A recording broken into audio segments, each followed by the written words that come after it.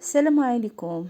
اليوم معنا فيديو جديد غادي نقدمو طريقة تحضير ديال العصير بارد ومنعش.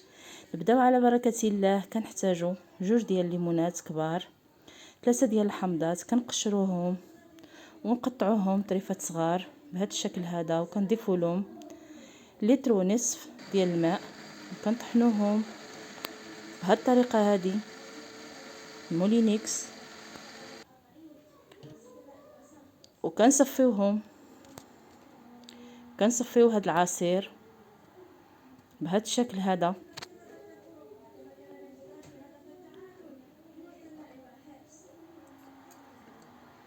ودابا كنضيفوا له القياس الكافي ديال السكر سنيده. وها هو العصير ديالنا واجد بعد ما برد، كيجي زوين ومنعش. نتمنوا تجربوه. قدموه بالصحه والراحه وشكرا.